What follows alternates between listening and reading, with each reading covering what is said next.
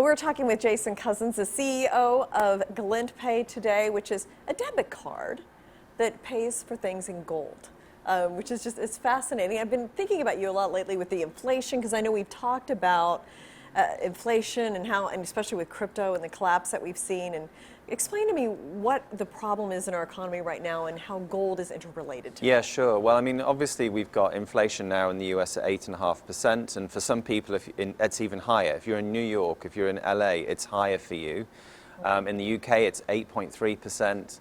And this isn't anything new, actually. Inflation's been with us for some time. In my lifetime, it's meant that the cost of living's been increasing dramatically, and the purchasing power of the US dollar has dropped by 85% in my lifetime. It's become nearly worthless. So has most other fiat currencies, government-issued currencies as well. But gold is the ultimate store of value. I mean, it backed the US dollar up until 1971, when Nixon took us off that standard.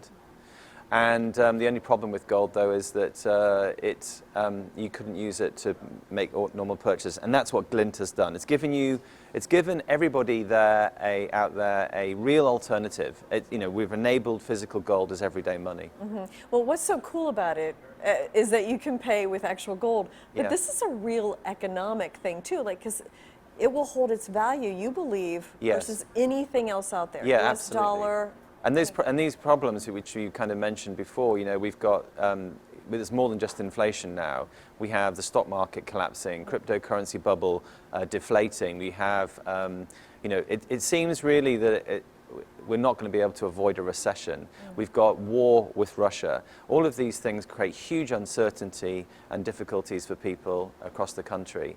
And what we're giving people is a glint of hope, if you don't mind the pun. We're giving them a choice. You no longer have to be limited to just using the US dollar or any other currency. You can now use gold. Everybody can. Yeah, to pay for everyday things. To save, to be able to buy it, save it, spend it for everyday things. Okay, Yeah. and I know you buy plane tickets with it, and it just works like a credit card. Yeah, including the gelato in New York just yesterday, So what's working in this environment, would you say?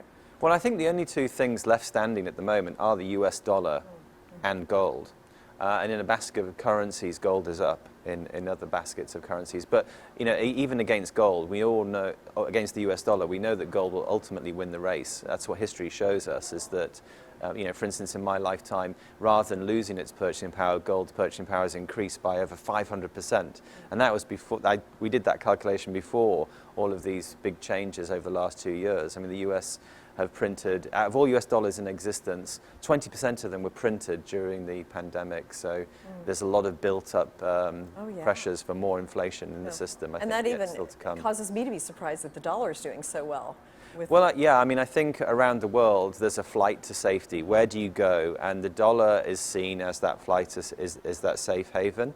But gold is the ultimate safe haven. So it's still, people around the world are all flying towards gold. We've seen huge increases in the number of customers we're having. I think we're at about 115,000 users at the moment, and we're onboarding between 5,000 and 10,000 new users a month. And you're global. We're global, yeah.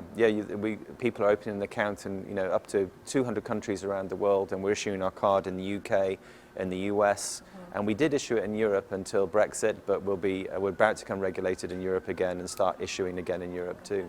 So tell me about the gold protocol. This is something new that you have? Yeah, we've just launched a gold portal for financial advisors and wealth managers, which allows them for the first time to be able to open Glint accounts for their customers. Now, why would they do that?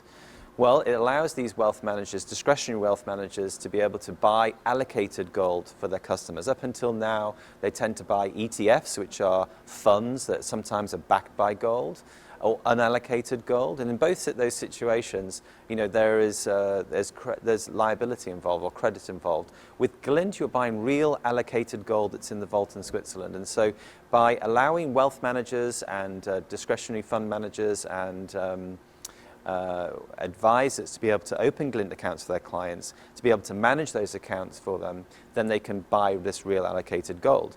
What else does it do? Well, it allows their clients for the first time to have this unprecedented liquidity for their portfolio as well. So anytime their clients, who tend to be asset rich and maybe cash poor, they can say, rather than hassling the advisor for more money and have that sent to them, they can simply just use their Glint account. And effectively, they'll be selling their gold when they use the card. That's what happens in real time.